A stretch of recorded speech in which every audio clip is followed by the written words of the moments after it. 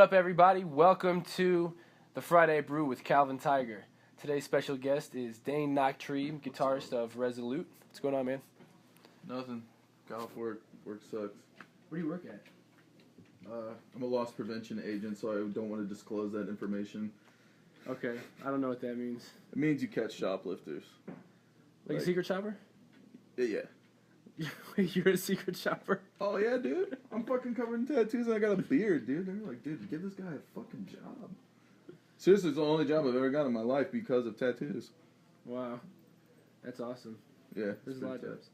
So the point of the Friday Brew is to have an interesting conversation over a six-pack. But that six-pack is interesting because we don't know what we're going to get. We had the beers selected at random prior to the filming, and we're going to select them at random to drink them as well. So, you ready? I'm ready.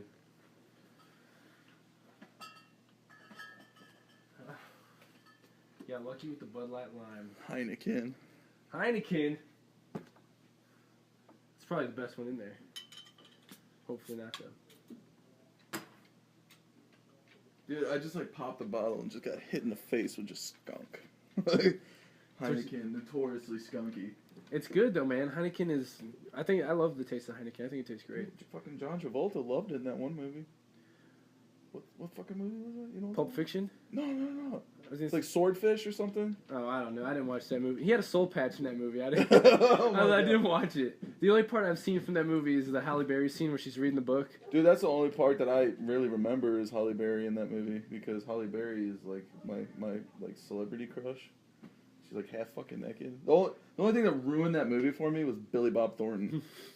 Like of all people that Halle Berry could have been banging, it was Billy Bob Thornton. Was he in? No, that was Monsters Ball. Was it? Yeah. Fuck. That scene where they like banging on the floor by the couch. Yeah. Yeah, that's Monsters Ball. Dude, it's that fucking clip. Just Halle Berry. Yeah. Dude, I was like 18 years old. I used to just fucking watch that clip over and over. You were 18. When I was like 14, I used to watch that clip like over and over. When I was on. Well, dude. It's gold, man. Yeah, well, yeah. I mean, when I'm 65, I'll be. I don't ever want to not see Halle Berry nude. That is true. I'm never too old for that. But could she be too old for it? Dude, I mean, to be honest, I think she's gonna age extremely gracefully. Black don't crack, bro. True story. What about Morgan Freeman? Do you realize how old that dude is? He's like 90 years old. He's older than fuck, dude. Like, he's like super fucking old, man. I wonder how old he actually is. No, seriously, he's like 90 years old or some shit. 90. He's at least 80 or 70. At no least 70. Way. Okay. He's at least 70 years old. All right, but think about he's in Hollywood, man. You know, people could make you look like anything. People with makeup could make you look like the Living Dead. How could they make the Living Dead? They could just make the Living Dead look normal, couldn't they? Yeah, but I mean, you see paparazzi photos of him walking around eating fucking cotton candy and shit, and he still looks like Morgan Freeman. Yeah, that's true. He still looks like he's gonna, be like dude's best friend in Shawshank. You know? Tim Robbins. Yeah. Dude, have you seen a movie called Tapeheads with Tim Robbins and John Cusack? No. It's totally from the 80s. It's where they it's John Cusack and Tim Robbins. Tim Robbins is like a really talented cameraman. But it's like in the 80s, so he's got the camera he's got is like this huge ass like big ass box, and he's like whenever he turns around, people gotta like duck and shit.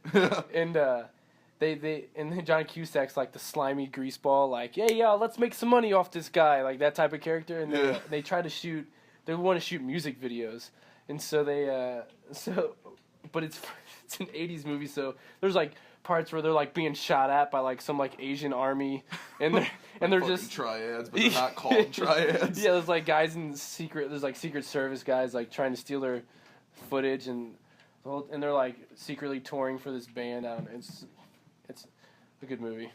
I'd recommend it. Dude, there's a lot of good movies of that era. Dude, Repo Man. Yeah. Dude, have you seen Chud? No, what is Chud? Dude, I looked it up on it was just like on Netflix because like I watch a lot of like shitty fucking 80s movies like Toxic Avenger. That's what Netflix is for. It's in my opinion. Dude, Netflix is the shit until you run out of stuff to watch. Yeah, or until you get to the point to where everything sounds somewhat interesting, but nothing is like particularly interesting anymore. Yeah. Then everything's like on the same level. You're like, well, that documentary looks cool. Well, that movie looks alright.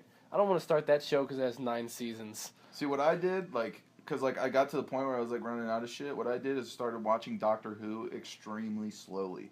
So that way, like... Is there any other way to watch it? No, well, I mean, cool, they're hour-long episodes and everything. But, like, I'll watch, like, one episode, like, every 2 weeks. You know what I'm saying? And it's always awesome. And I want to watch another one, but I'm like, know what? I'm going to, like, pull back off the throttle a little bit. So that way I don't, like, burn through what I have left on Netflix. That makes sense. But Netflix is constantly, like, updating and taking old shit out and putting new shit in. Dude, my problem is taking old shit out. The whole point is like I wanted additional shit. Yeah. It's like they had like all the fucking like 90s Nickelodeon show like Hey Arnold and Rocco. All they have now is a Hey Arnold movie. Yeah, and they got like Cartoon Network and all that shit. You know what I'm saying? It's like no, you should have Nickelodeon and Cartoon Network. You know? I guess maybe they have like a database. Maybe they like ran out of space. They ran out of cartoon space. Dude, it's just Netflix, and I think that they're just like, fuck you, you'll pay for it. What else are you gonna watch on TV? Yeah, it's only 8. Yeah, Netflix took over, like, the on-demand, or just, like, DVDs, like, that whole industry, they just took over when they came out with live, or with the, streaming. Oh, yeah, dude, or totally. what's it called? The, Insta-streaming or whatever? Instant video? I don't know. Yeah, it's like instant video or something like that. I don't know, but whenever they did that, they just took down... Isn't it like the rest? Isn't it called like video on demand? On what they call it? A term? Netflix. I don't know. Dude, they have like kind of DVD. shit. Yeah, it's like DVD only or streaming or something like that. Instant queue. Instant queue. That's what it is. Is that literally like the word I was looking for? Yeah, I think. Yeah. Oh, yeah. It is called instant queue. Yeah. Yeah. Time to take a drink. Oh. No, they had. You remember Street Sharks? Yeah. And VR Troopers. Yeah, VR. I think VR Troopers is still on there. Is it? Yeah. There was Beetleborgs or whatever. Yeah, there was a time when I found all those shows, and it's like because you watched, and they had like all the other ones. It was like Beetleborgs, VR Troopers. They had like Street Sharks, Rocko's Modern Life, Hey Arnold. Obviously, dude. We used to get in college. We just get smashed and watch Hey Arnold till like 6 in. Dude, Stoop Kid. We'd all be like, we would just. Stoop Kid never leaves his stoop. Stoop Kid's afraid to leave his stoop. Yeah. The Ollie Jolly Man. Every episode we'd laugh, and then at the end we'd all be like, "Aww, we're bad people." That's how it was. Because Hey Arnold always makes you feel so good on the inside at the end. It's always like a because he always makes the right decision, and you know that you would make the wrong decision. Probably, yeah. Like I mean, that happens with a lot of movies and shows in general. You ever watch that? It's like you see the guy make like the hardest decision to make, and you're like, you know what? I don't think I could be that strong of a person. Like, man, I would not have been able to poison that kid with the ricin. Spoiler alert, Breaking Bad fans. Oh fuck, dude! Don't talk about anything involving like the last season because they haven't put it on Netflix yet. So you haven't seen it? I haven't watched it. Okay, fair enough. I finished it, but obviously you knew about that because that was like season 4. That was so crazy. That show, I don't know what it is about that show, but that show is like methamphetamine. You watch it and you do it once and... Dude, it like gives you that fucking rush and you can't stop fucking watching it until you finish the season. Yeah, you watch one and you're like, wow, that was really good, but you know, I don't necessarily need to watch... And then you watch like the first season, after the first season, you're like, more Breaking Bad! Yeah. What happens to Walter White? You know, the whole time, you're just like rooting for Jesse the whole time, secretly. Yeah. Like on the low, you're like...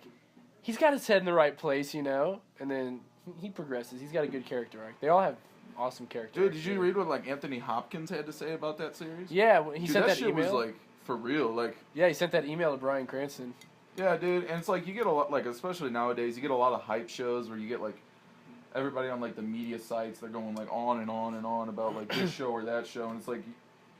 When Anthony Hopkins tells you that your show is just like a masterpiece, it's like, okay, dude, it's like, it's not hype, it's actually really fucking good. Yeah. Like, you know? Yeah, and nobody ever talks bad about Breaking Bad. Nobody's ever like, dude, I hate that show. Yeah. Like, you could walk into a party and, like, not know anybody and be like, Heisenberg! And then everybody be like, yo, what's up? And it's like, you know, now you made friends with, like, half the room at least. Yeah, dude. People you have nothing in common with, but you can sit there and talk about the fucking Breaking Bad. Yeah. You know what I'm saying? Yeah, and I don't know. It's crazy. They made fun of it on Family Guy. They're like, and now returning to Breaking Bad, and then it was like, you will watch Breaking Bad. You will tell everyone it's the greatest show you've ever seen, except maybe The Wire.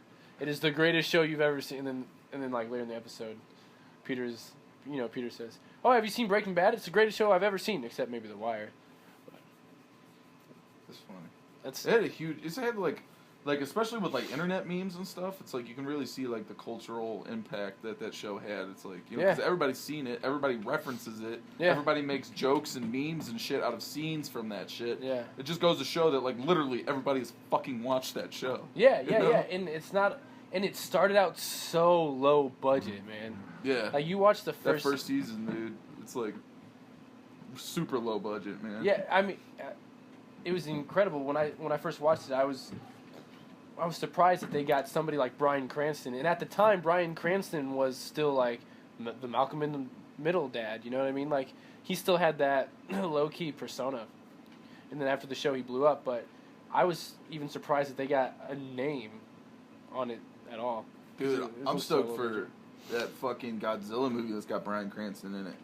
Because I'm a huge Godzilla fan. Huge Godzilla fan, bro. And like Gojira! Yeah, Gojira! No, but it's like I'm just so stoked because I feel like it's gonna be like a worthy entry. Like it's still not like, in my opinion, like a true Godzilla film, because unless Toho is making it, it's not a Godzilla film, like for real. But at the same time, I feel like it's going to be an American remake that's worthy to even be called a Godzilla remake, as opposed to the Matthew Broderick, where it was like a fucking T-Rex iguana hybrid that's like not... Yeah. Like they had him like running into buildings like at the bottom of it, and it's like Godzilla's taller than the fucking building. Yeah, you know what I'm saying? Well, the point of Godzilla was, other than to be like, other than face value what it was about a monster, it was about the wars that were going on. And if you listen to the original roar of Godzilla, like the sound from the what year was it, like 61? But the first Godzilla movie, 1954. 54, okay, 54. So if you listen to like the roar, it actually has the like sirens from the sirens that they, there's like you're being bombed, and then they do the sirens, like, you know what I'm talking about? That's not what it is. No, but that was mixed into the roar. That's part of it. That's why when you hear the Godzilla, it's so iconic. Yeah. Because it's so distinct, because they use that as the main reference to build his roar off of. Well, it's like I don't know if they layered anything with it, but I know that like it's like a leather glove on like a big stringed like fucking instrument that's all like detuned and shit, and they fucking scrape it up the glove up the strings and then play it backwards, and that's the roar. Yeah. No, I actually studied Godzilla. Word. In my special effects class in college, so we got to see was it just like the whole thing was about making rubber suit monsters, like? Each week we had a different topic, and Godzilla's was about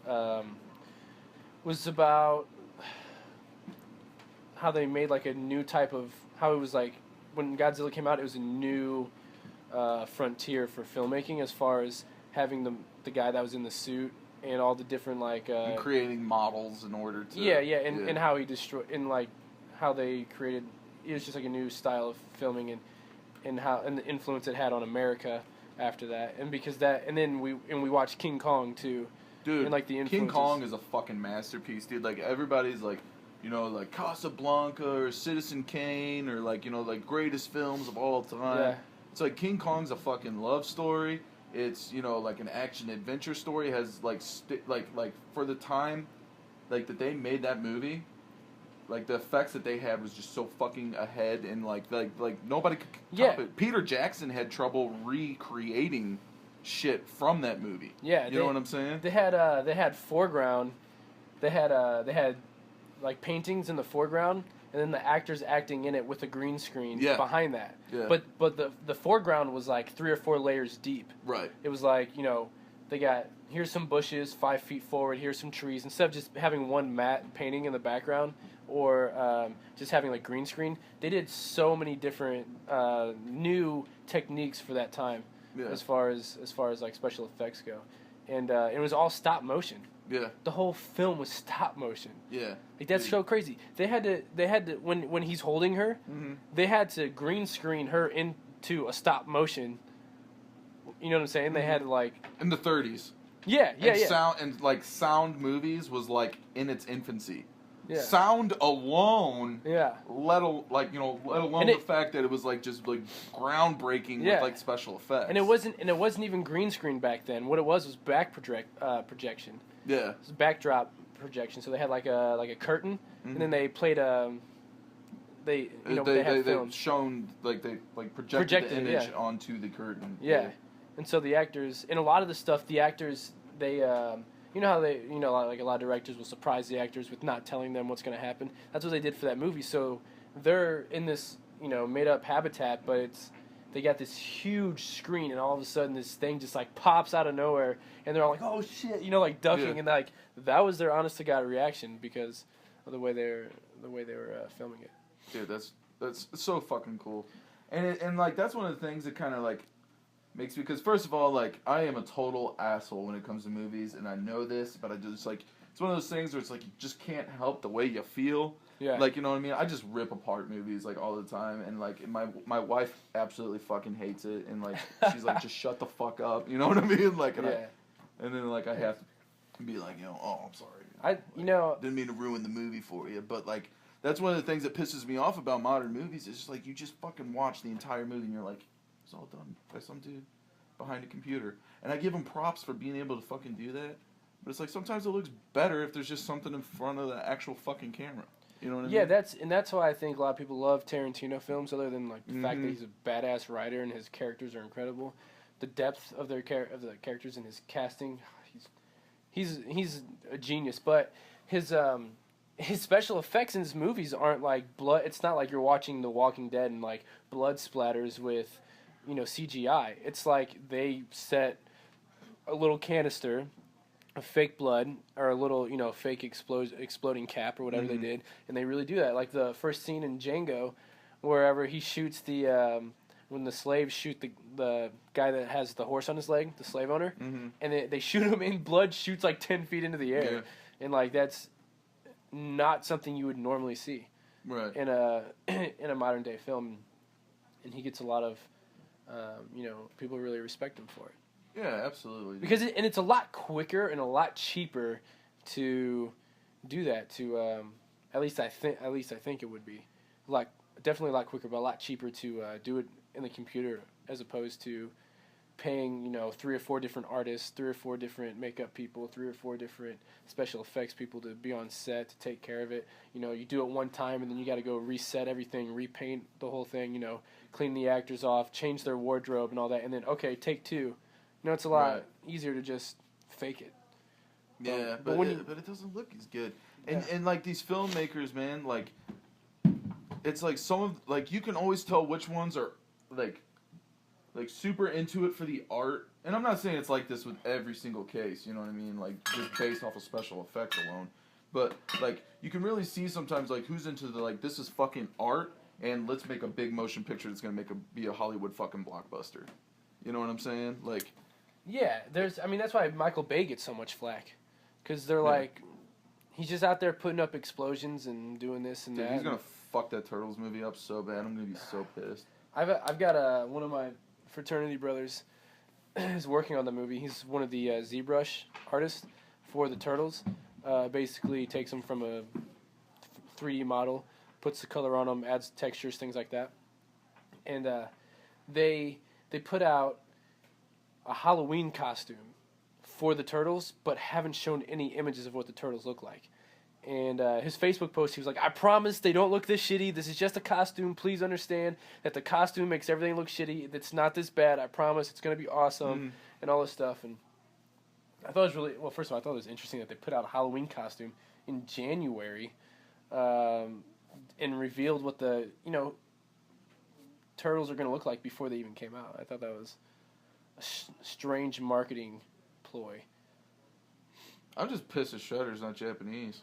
like that, like just that detail Yeah. alone's got me like, dude, fuck that movie. Like, is there any big names in it? I don't know any of the dude. He's in major all details. sorts of shit. He's in Is it Liam Neeson? That'd be funny if it was Liam Neeson no, playing Shredder. I think Liam Neeson would be I a don't badass remember, Shredder. but like they were apparently they changed their mind because once it leaked and everybody was like, "That's the dumbest shit I ever heard." They changed what they were gonna do, kind of like Xbox with Xbox One. Yeah. You know what I mean? And Xbox One was like, "Here's our ideas," And everybody was like, "Dude, that shit sounds so dumb." PlayStation all the way. And PlayStation's like, "Yo, we should drop our price." Hey, we're only $400 now. Yeah, exactly. But you know, like one of the things they were talking about was he's not Shredder, he's Colonel Schrader. Shut up. Yeah, like that was originally what they were gonna go with, and he's like this military dude. He's like fucking after the turtles. Why do they have to change it like that? Yeah, you know what I'm saying? It's like it's not Lion-O, it's Ryan-O. Like, you know, or something stupid like that. Like, oh my god, they're probably gonna make a Thundercats live action movie and fuck it all up. Have you ever seen that trailer on YouTube where they took images from other movies and like painted them like the Thundercats? Oh, dude, they did that shit with. I was pissed, man, because I thought the Green Lantern trailer was out way before it was out because they did that. And I was like, dude, that looks fucking sick. Yeah. And they tricked me, those clever fucking computer nerds that know how to do that shit. Yep. I know exactly what you're talking But about. then the Green Lantern movie came out and it was absolutely awful. So I actually far prefer the fake trailer. Yeah. I you know what? I'm a huge Green Lantern fan. Like, to be honest, I mean, this goes to my nerdiness right now, but I'm wearing my Green Lantern dog tags. That was completely unintentional. Like, it was totally random that we even brought up Green Lantern. It just comes up, man. It's just, that's how it is. I used to have a Green Lantern ring, too. But did you have the fucking, like, collector's lantern where you fucking put the thing to the shit? No. Dude, those things are tight. They have one at the fantasy shop in St. Charles. Yeah, but they're like $250.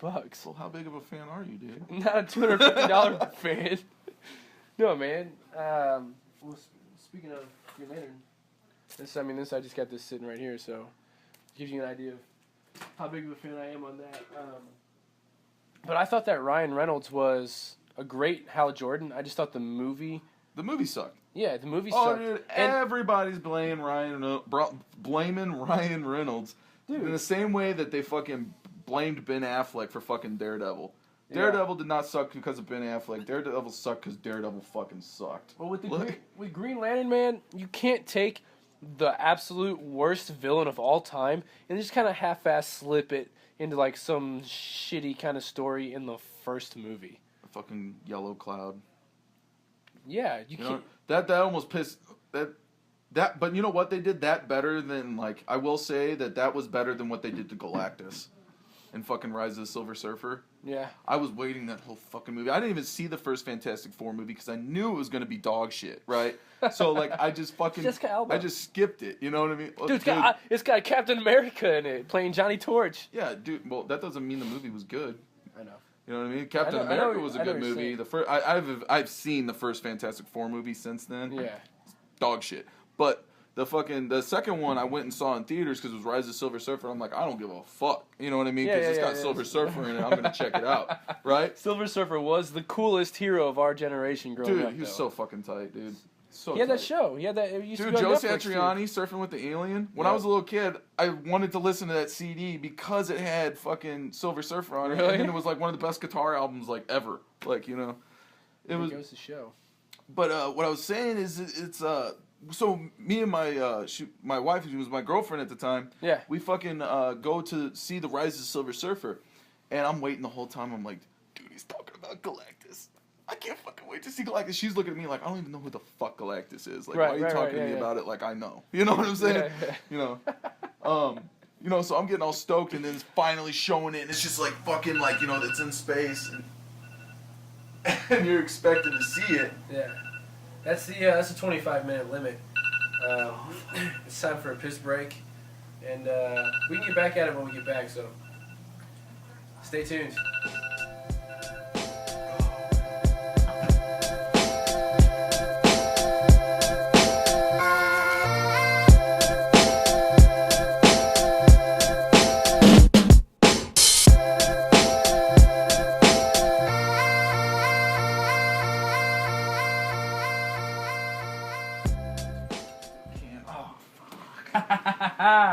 Welcome back to the Friday Brew.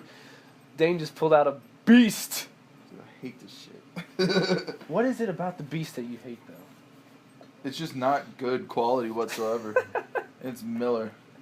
I'm from Missouri, on the eastern side of it, so therefore I am an Anheuser-Busch man. Dude, I met this is Annie, by the way. I met a bunch of guys from Canada at a they're all fraternity brothers of mine. Canadians are the nicest motherfuckers in the entire world. True. These guys. Well, I got a funny story about that.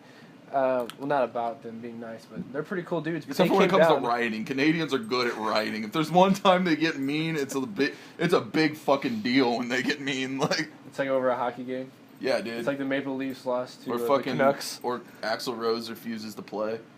Dude, but that also happened in. He didn't refuse to play in St. Louis though. He showed up like 3 hours late. Yeah. In St. Louis. No. I thought St. Louis was the one where he like punched the dude with the camera. I thought. Yeah. Okay. Never mind. I'm thinking of. Yeah, the Canadian one was like Metallica. James Hetfield got like burned on stage because of the pyrotechnics, and like basically like all Guns N' Roses had to do was just fucking play, and everything would have been okay. You know what I mean? Yeah. And then he refused to play, and so the Canadians were like, "Fuck this," and like just like you know what I mean, just started tearing shit apart. And they did like they also did when the Exploited. Remember, like there was like a fucking thing where the Exploited couldn't fucking play because they thought the band would cause a riot, and then there was a riot because they didn't play. Yeah, because they didn't. Well, look how that turned out for you. Yeah, it's like, dude, me and you saw the Exploited, and it's like, dude, it's just a bunch of fucking like 45, 50-year-old fucking junkies. It was like, yeah, it was like the guitar player and the bass player were like Jamaican Rastafarian like junkies. And Waddy was just like fucking like he looked like he was about to just give way and just fucking. No, he looked like his head was gonna explode. His head was like because he had that like braided mohawk. Yeah, dude, that like straight like weave hawk. And the rest of his head was like a fucking potato. He looked like fucking Mr. Potato Head. Dude, he's rocking a mohawk again, just a straight regular mohawk, but it starts this far back. It's a half hawk.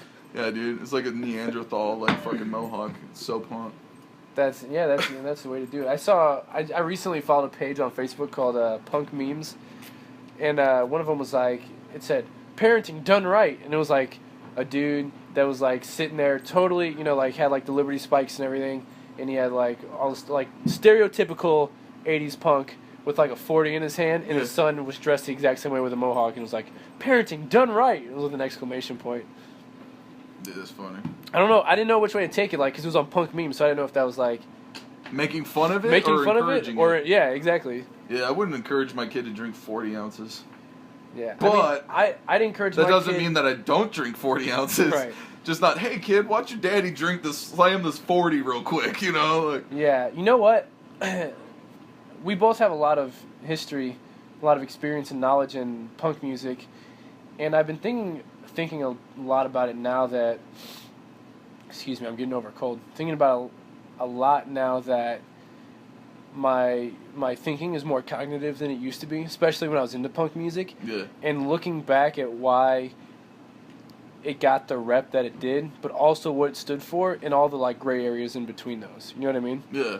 So like I understand where people, because there's plenty of punks that were doing drugs and giving all the punks a bad rep. They were stealing, they were shoplifting, they were throwing bricks through windows, about the anarchy thing and just like causing mayhem for no reason. And that wasn't what it was about. And they gave the ones who were all about the peace and anarchy, like as an idea is like a good idea. Everybody lives together and we're happy people and we share. And it's like, hey man, I like to make movies, so I'll tell you what. You give me your bread because you make bread, and I'll make you a movie for you to watch. And you'll enjoy it, and we can just trade off like that. Then we can do something cool. Yeah, dude, it's just one of those things where it's like Christianity with like Lutheran, Protestant, Catholic, like you know what I'm saying? It's like all the same shit. It's just like how you package it. Yeah, you know what I mean? And like what different individuals interpret it as. It's the same thing with punk rock, man. I know some dudes that like were like. They were just as punk as anybody else, and they didn't fucking touch drugs. You know what I'm saying? Yeah, I mean that was but those guys got their own name. They were straight edge. Yeah, but I knew dudes who were like, dude, fuck straight edge. I don't do drugs, I don't drink, but fuck that whole business because I'm not even a part of that. Like, I'm just me. You know what I'm saying? And that's what I think it was originally set out to be, but it was so misconstrued. It was just like any other fad. It was just like taken to the extreme and used inappropriately. Oh, dude, I know guys that are like, like fucking, they're straight edge and like that's their shit. They're like 30 now. You know what I'm saying? Like, you know what I mean? If they were gonna break, they would have done it already. Yeah. You know what I'm saying? It's one of those things where it's like it's for some people, it's not for some people. You know what I mean? It's either for you or it isn't type shit. Yeah, definitely. I was thinking about. It's not for us.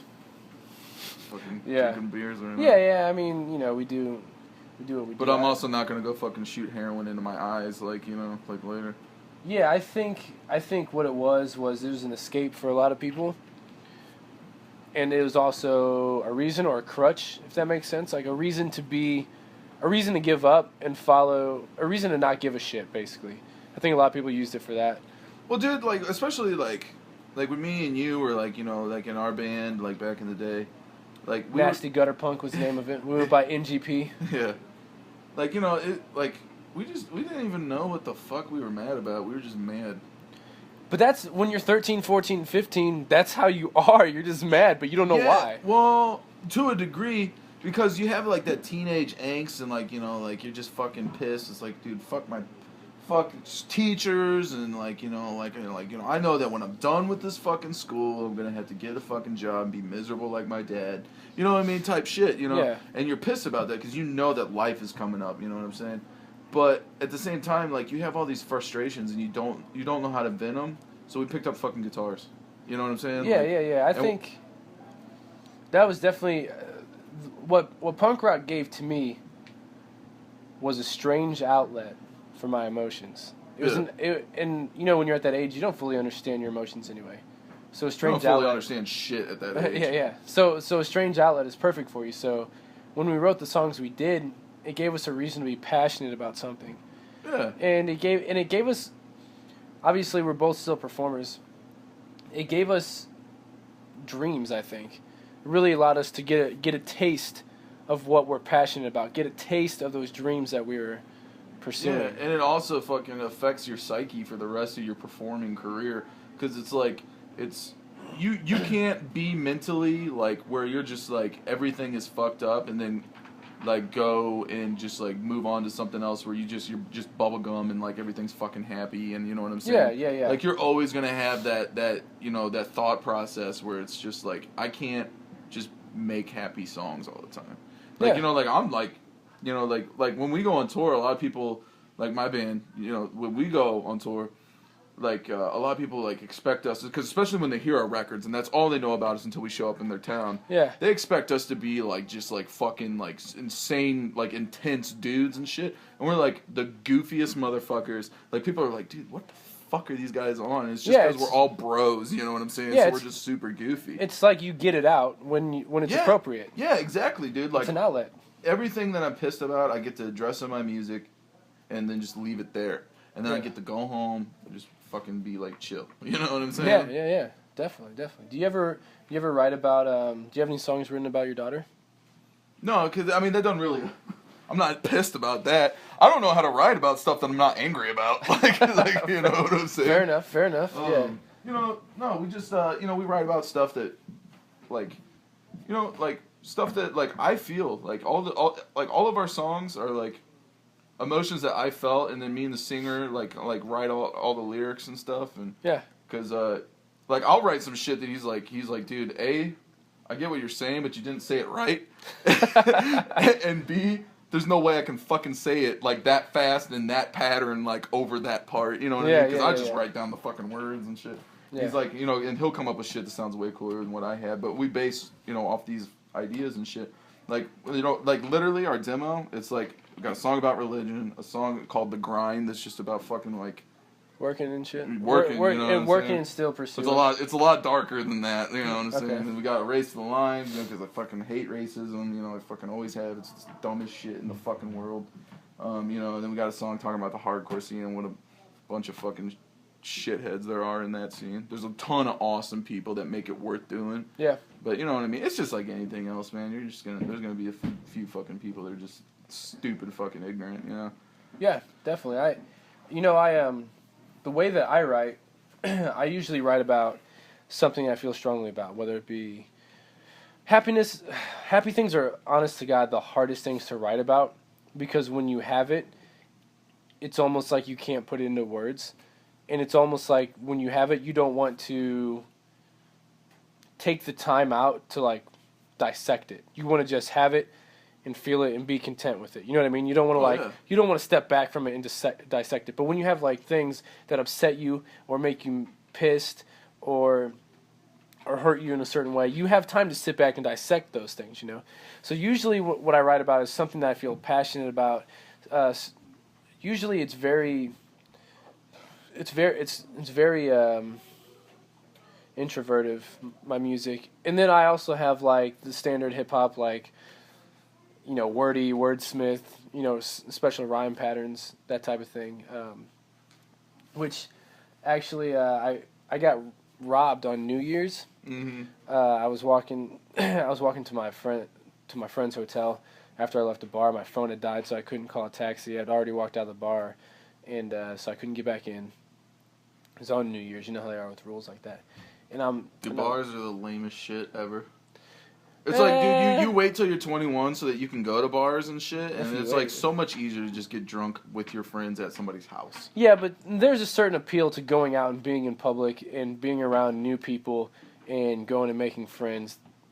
There's a certain appeal that bars have. I totally understand the point that you're saying, like, it's way easier just to sit on a couch and have a conversation with your friends while you're getting drunk. But at the bar, there's also different appeals.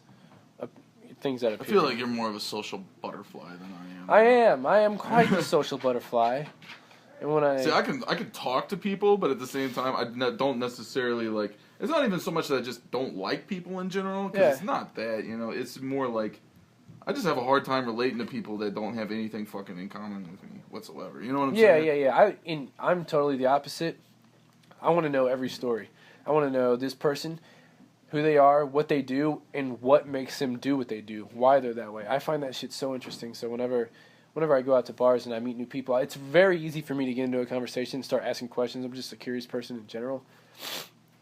But, with that being said, it's a lot easier for me to make friends when I'm asking the questions and just in taking information, if that makes sense. Right, yeah, Because when people talk to you, later they feel like, so if we were to have a conversation, I talk the whole time afterwards, I'd be like, you know what? That Dane guy's a pretty cool guy. Hey, man, it was nice to meet you. See you later. And you'd be like, yeah, that guy fucking talked the whole time. That was fucking whatever.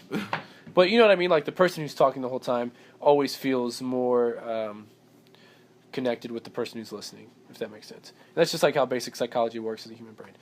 Dude, I showed somebody Bad Brains for the first time the other day. Yeah, how was that? Never heard Bad Brains before. It's fucking tight. That band is a band that everybody should know about. As far as, like, black music history goes, yeah, the fact that Bad Brains isn't on with, like, Parliament and fucking, like, Hendrix with, like, black influence and just music in general. The fact that Bad Brains isn't up there with those guys is fucking criminal. Like, have you seen that documentary on Netflix about? It was like a band called Death. Yeah, dude. Yeah, I mean, dude, that's cool. Here's the thing with that documentary and everything. I don't take anything away from it because those tunes were fucking solid. That movie was fucking great. Super cool story. But because they weren't well known, you can't really necessarily say that they influenced anyone. You know what I'm saying? Yeah. Because nobody even fucking knew about him until afterwards, and they were like, "Oh, these guys had a punk sound before anybody else." Whereas opposed to like the Ramones, where you can say everybody knows who the fuck the Ramones are, and everybody was influenced. Yeah, but because somebody's not well known doesn't mean that not well known to us today. God, this is fucking cold. Doesn't necessarily mean that. I was just talking about influence. They didn't influence people, though, because they could have very well had an influence on a lot of people, but the people who made it big don't necessarily talk about, they don't necessarily go back and document the ones that I was just saying, because, like, there was literally, like, only, like, 1,000 physical copies of their work. Oh, really? You know what I'm saying, of that band? Yeah. You know what I'm saying? So it wasn't like the Ramones where, like, people in the UK got a hold of it and they were like, holy fuck, punk! You know what I'm saying? Like, this is the coolest shit I ever heard in my fucking life. You know, but Bad Brains was like that, dude. Like Bad Brains just. Bad Brains was totally. Okay, punk in the UK and then Bad Brains was like you can't those it's apples and oranges, man. Oh yeah, definitely. Because the bass Bad line Brains in kick alone. started. See, because what it was, man, is like you had like the pre-punk shit. So you had like Richard Hell and the Voidoids and like and like all that shit. Like the early stuff. You had like MC5 and like all these like pre-punk bands. And then like I feel like and feel free like users like comment or whatever like like educate me on shit if I'm mistaken. But like I feel like there was like all these pre-punk bands, and then you had the Ramones. You know what I mean? Yeah. They were the last one of those bands, but they were also the most solidly identifying band of this like new sound. So when that band got over the pond, it started punk. Like in my opinion, everything like the Ramones were definitely a punk band. You know what I'm saying? But what really kickstarted like punk as we fucking know it was like when it went over the pond, when that Ramones record went over the pond, you got the Sex Pistols, you got the Clash. The Damned were actually around before the Ramones, but that's being a little iffy, you know what I'm saying? Yeah. Like, let me rephrase that. I don't know if they were around before the Ramones, but I know that their first record, Damn, did not come out. It came out before the Ramones, the self-titled LP.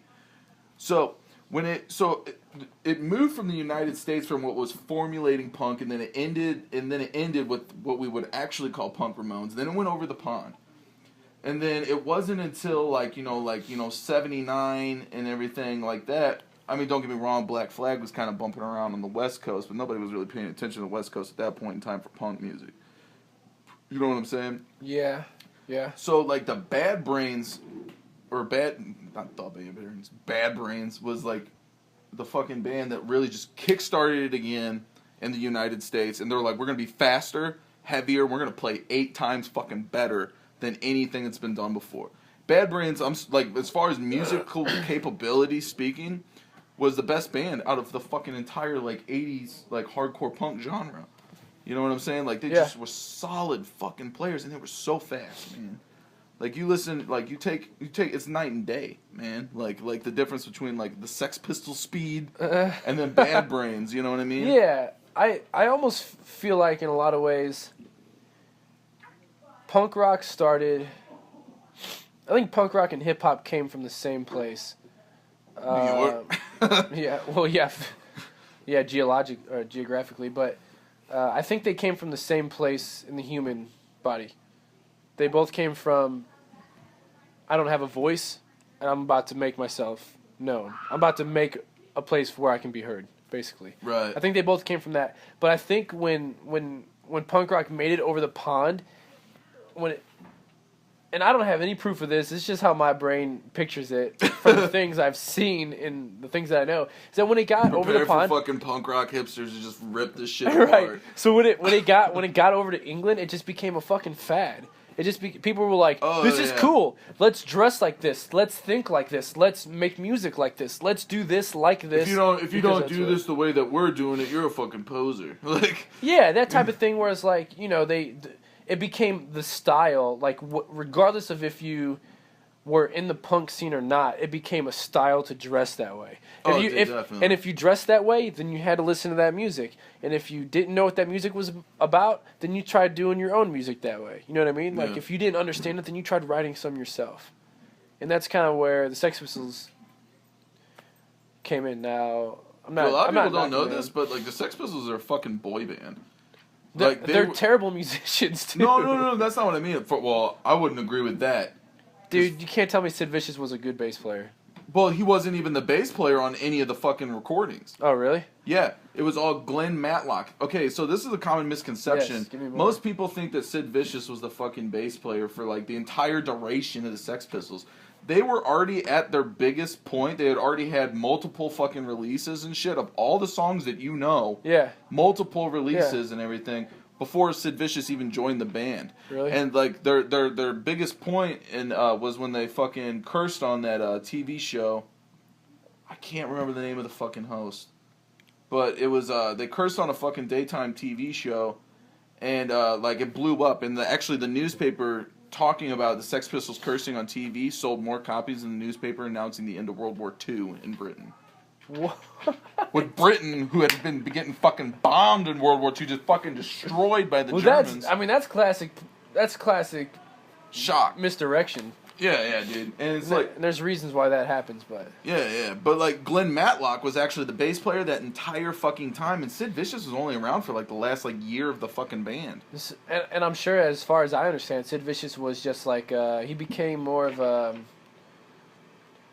like a, I wouldn't say a martyr by any means, but he became the popular person in the band, I guess, because from like us growing up when we did that far after punk, the things we knew about Sex Pistols were primarily revolving around Sid Vicious, as far as like outside of their music. Oh yeah, dude. I mean, I knew who Sid Vicious was before I knew who the Sex Pistols were. Really? You know what I'm saying? Because there was a movie, Sid and Nancy, and blah blah blah. Yeah. Dude, everything you need to know about the history of Sex Pistols, and it's a really good movie. Filth and the Fury. It's a documentary just about that whole fucking thing. And they were talking about that. They were talking about how Sid Vicious was basically becoming more of a star than Johnny Rotten, the front man. Right. When he joined the band. It just kind of like broke the band up and shit. But anyways, what I was saying about the Sex Pistols and first of all, Steve Jones is actually a good guitar player. Okay. Okay. But what I was saying about them being a boy band is they were literally formulated by their manager. There was a manager. He owned a fucking bondage store. You know what I'm saying? Oh, the story. You know what I'm saying? Yeah. Like, he owned a fucking bondage store and was like, I want to get a group together. You know what I'm saying? And actually, that dude was a total fucking douchebag. Like, you know, and the funny story, his name's Malcolm McDowell. No, not Malcolm McDowell. That's the dude who plays fucking Clockwork Orange. Who's he playing Clockwork Orange? Malcolm McDowell is like Alex in Clockwork Orange. What? I'm trying to remember the name of the fucking... His actual... It's Malcolm something. I don't know. The fucking manager of the Sex Pistols was almost the manager for Red Hot Chili Peppers. Like, he was talking to him right before they did fucking Uplift Mofo Party Style. Okay. Or Uplift Mofo Party Plan. Yeah. He was talking to him right before they did that. He was trying to make him go like this like neo Chuck Berry route. Fucking crazy story. Like, I was reading it. Flea was like like in the deluxe edition of that record. Like, you can read about it. Flea's talking about it and shit. But no, like, he formulated this band. He was like, oh, I want to, you know, like, I want to get a band together that I can manage and like have a little fucking pet experiment with. And so like he was like, okay, I'm gonna grab this kid because he's shocking and have him do vocals, and this guy can play guitar, and this guy, you know what I'm saying? Like, it was one of those things where it's like he was literally formulating this shocking fucking band. But that doesn't change the fact that those records are fucking killer. Like, I love. Yeah, it does. But it puts a little damper on the story of them. Yeah, I'm not. I mean, but that's it's a little tarnished. Regardless of how much I love that band, I'm gonna, you know, fucking face the facts when like, dude, they were a fucking boy band, dude. They were formulated to fucking shock people and sell records. That's crazy. That's crazy, man. You know what? I never really understood like the whole point of like bondage clothes and punk rock either. Because when I came to a punk show, I was always like, I was a skater, so I just dressed the way I did. You know, I wore my skate shoes and my jeans and my hoodie and my band T-shirt, and that was it. And everybody was telling me that I wasn't punk rock. You know, everybody was like, dude, you're not fucking punk. Look at you wearing fucking skinny jeans. And I was like, first of all, these aren't skinny jeans. I'm just skinny. I'm just a skinny dude with jeans on. But, alright, it's 25-minute limit or whatever. Just take a piss break and we'll be back. We're gonna finish to the brews. Fucking brews.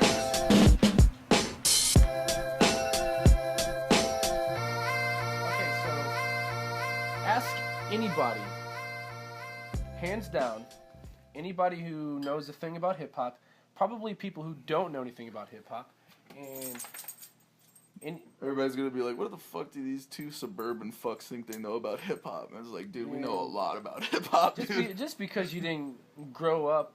Well, I didn't even fucking grow up in the suburbs. Oh, that's true. I forgot about that. I was in.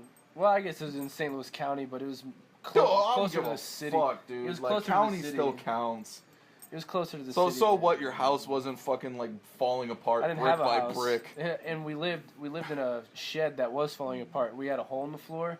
It was about yay big, and we had I stand corrected. Carpet. We had a carpet over. I just didn't think of it as like, you know, I was just saying like North City is like worst case scenario. What's up, baby?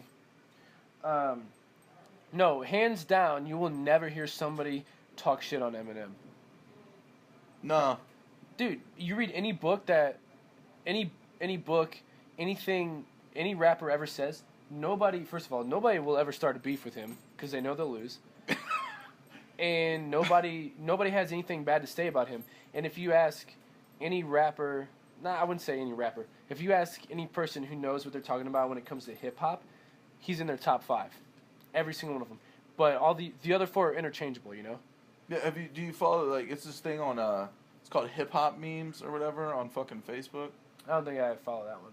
It's pretty cool. Like they do like who's the best MC and they'll put up stuff. And Eminem is always side by side with Tupac at the end, no matter what the lineup is, no matter what your choices are. It always goes down to fucking Eminem and Tupac. I think Eminem is just fucking. He was different. He was fresh, and he's just a master of his fucking craft. The fact that he's white may have been one of the things that kind of like intrigued people initially, but the only but like there's a lot of things that get people hooked in to certain things. It was almost like it was the glitter on top of the package. You know, it's like I wouldn't say that. You know, I would say that like. You know what I'm saying? Like, there's always I mean, as in, like, it drew people in. It's like, oh my god, I'm so glad this dude's white. It's not like that. Well, like, no, but it's like, that was what people were like, whoa, check this out, and then they got to see his talent because of that, you know? It's like exactly. Well, that's what I'm saying, because a lot of times there's a gimmick that'll get you into something, but your talent is what's going to make you sustain. Right. People have they have an attention span of like 5 fucking seconds, and it's all about who's being hyped right at the moment, and that's the dude who's doing well. And then you see guys like, there's guys like Twista that's playing fucking foobar. You know what I mean? Like, you know what I'm saying? Yeah. Like that kind of shit. So like it was he's phenomenal. Yeah. You know what I'm saying? He's so good. But certain things like will cause people to lose attention. You know what I'm saying? And the fact that Eminem is so fucking good, like the fact that he was white. And he was endorsed by Dr. Dre. Those, like, 2 main things right there is what made you pay attention to him. Like, to even look his way. Yeah. But what got you to stick with him was the fact that he was just so fucking good. Dude, did you know that Dr. Dre only produced, like, 2 songs off the Slim Shady LP? Where I just knew that he was like, hey, dude, I got this fucking kid. They make it seem like he did every song with him, you know? Oh, yeah. But there's these 2 brothers, I forget their names, but there's these 2 brothers that produce all of his tracks, and did produce all of his tracks up until like I think the Eminem show. But Dre was like, yo, you're talented, but I don't got the time, so I'll do like 1 or 2 tracks with you, put my name on everything so that I can bring you up. Basically, that's how I perceived it from the interviews I read. But basically, it was like Dre was like, yo, you're gonna go somewhere, and I want to be attached to it, but you're not gonna get there without me. So let's do it together. That type of thing. But he didn't actually produce much more than like 1 or 2 songs off any of his albums, ever. And those 2 guys that were producing it were like, yeah, like you take him with you, and we're producing all of his stuff. That's gonna take us. So yeah, we're okay with staying under wraps. I mean, that's the business side of music right there. Yeah. And dude, it's really fucking cool that like Dre was just like, dude, I like this kid. He's really fucking good. You know what I'm saying? Like you don't see that. I think he saw a lot of potential. You don't see that a lot anymore. I mean, like, I take that back because it's kind of like that with fucking Usher and Bieber. When we all saw the fucking debacle. That's something we can talk about, dude. Fucking Bieber getting arrested and shit. It's only a matter of time. Dude, he's so gonna end up like a fucking former child star on Celebrity Rehab with Dr. Drew. Yeah, dude. You know what I'm saying? Okay, so the reason I read it, he got arrested. He was drag racing an illegal Lamborghini in like an illegal like ILL. Yeah, like an illegal a car that's not allowed to be on streets. Got you. On public streets. Well, it was in a private neighborhood, but it was like an illegal Lamborghini. He was doing it in a neighborhood? It was an illegal Lamborghini in a beachfront neighborhood, like private neighborhood, and he was driving super under intoxicated. Yeah, he got a DUI while driving like an illegal car down a street that he wasn't supposed to fucking be on to begin with, like racing or doing whatever he was doing. Dude, what a fucking idiot. Yeah, but when you grow up, like, the entire world loves you. You can have whatever you want.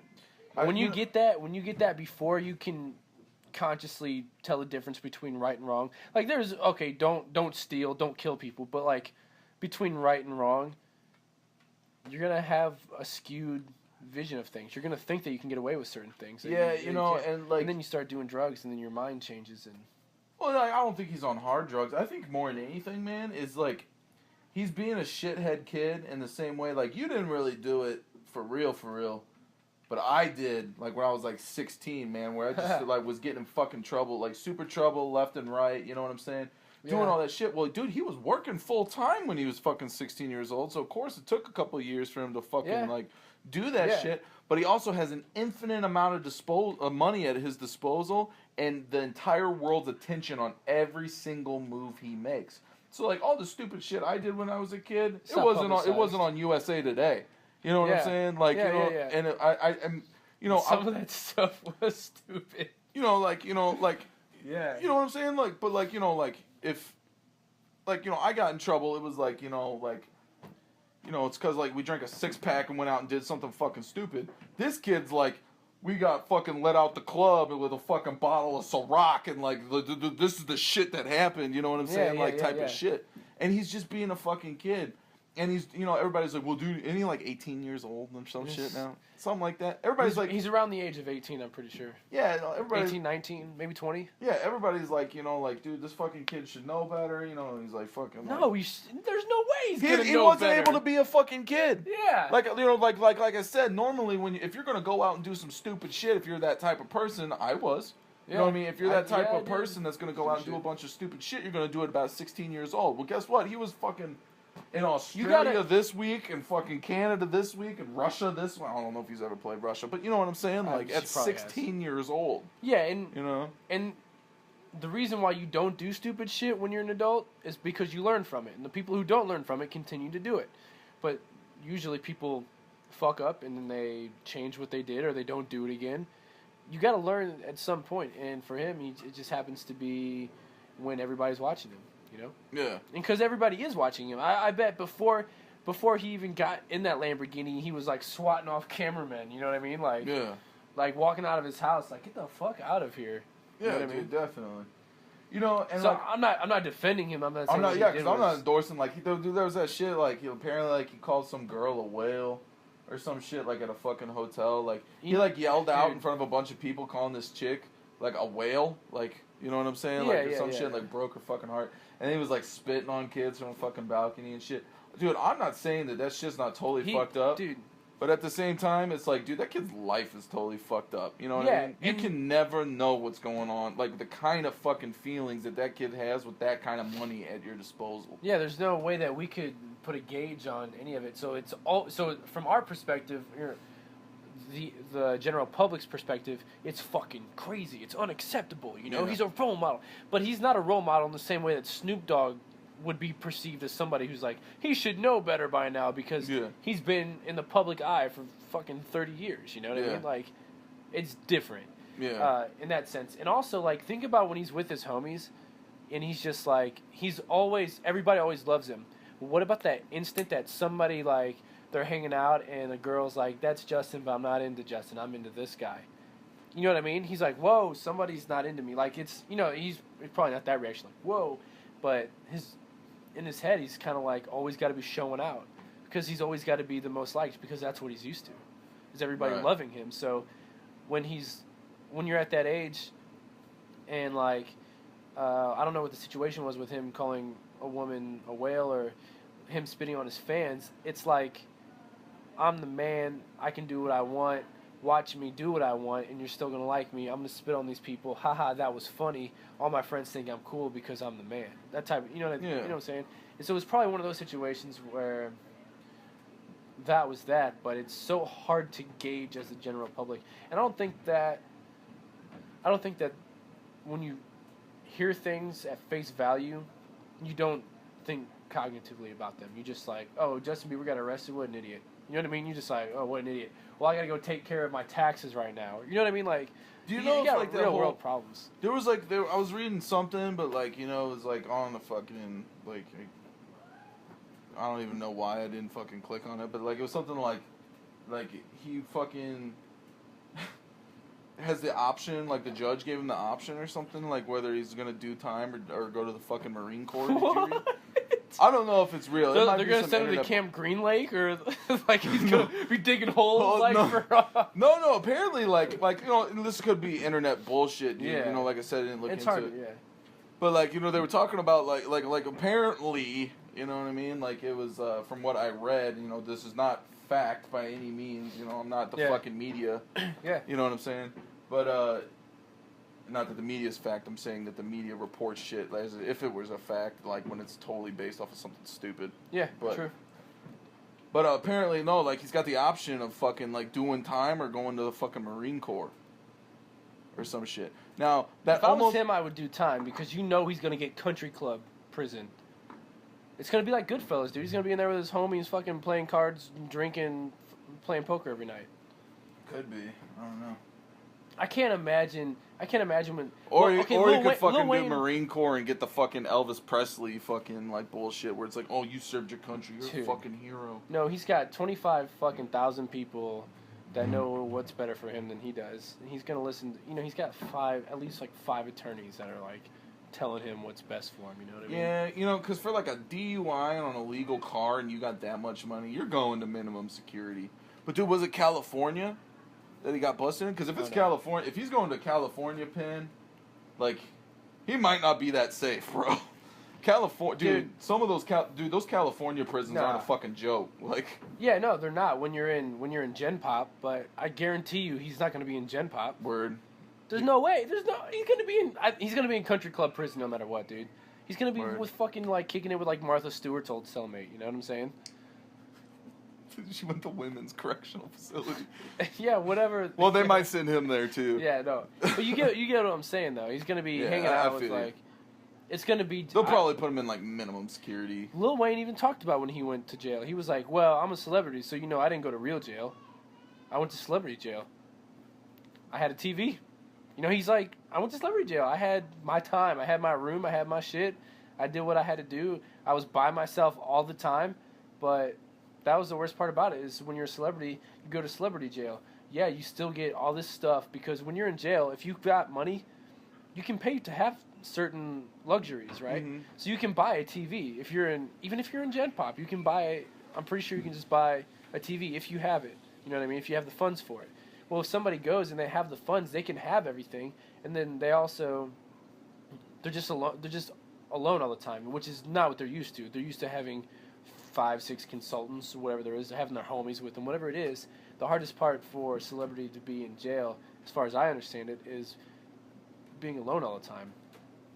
But other than that, dude, I mean, what else could be bad about like getting a specific amount of time that you have unlimited time every day to work on your craft, to sharpen your craft. Yeah, didn't he fucking like write didn't Wayne like write like I'm not a human being or whatever like?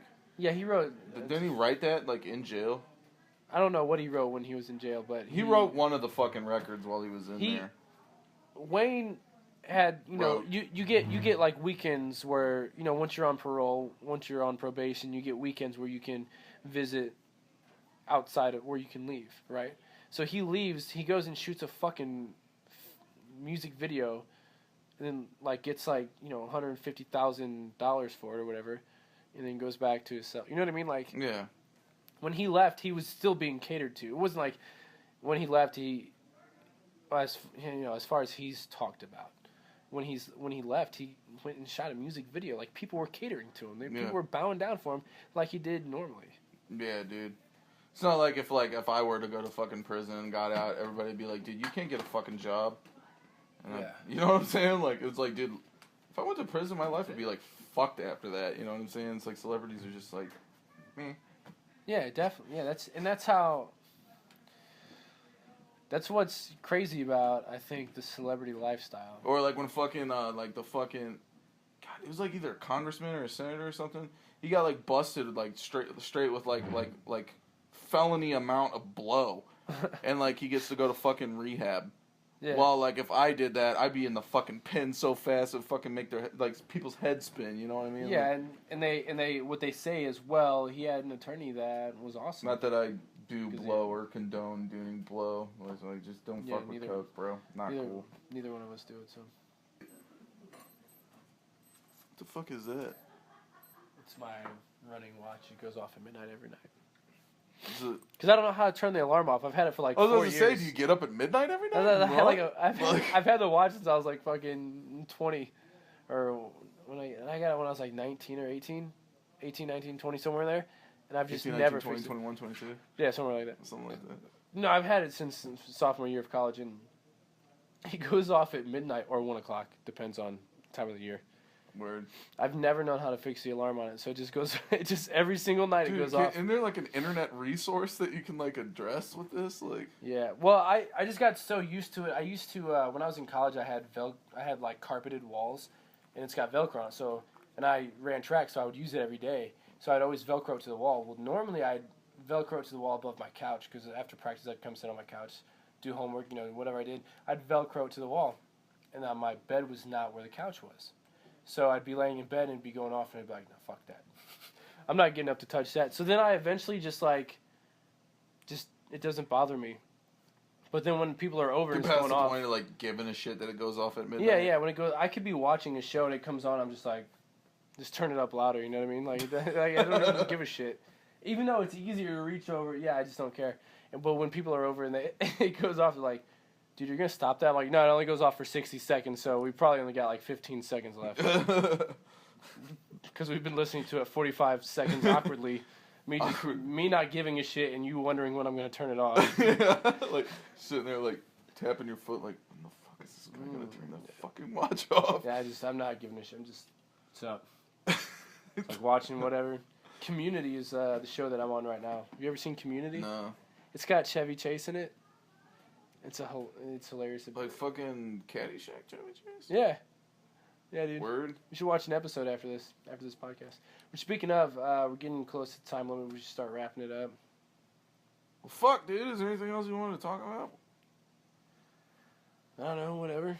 We covered music, movies, comic books. We drank our beers. Dude, yeah. I gotta work at 10 a.m. All I had to eat was a burrito today, so these instantly just went for... There you go. That's the best way to do it. If you want to get drunk quick, don't eat. However, I don't condone that, and I don't recommend it for anybody. Definitely don't fucking drive. Yeah. Dane's wife, Simone, is coming to pick him up, so round of applause for her for being the DD for him. I'm at home, so I don't give a shit.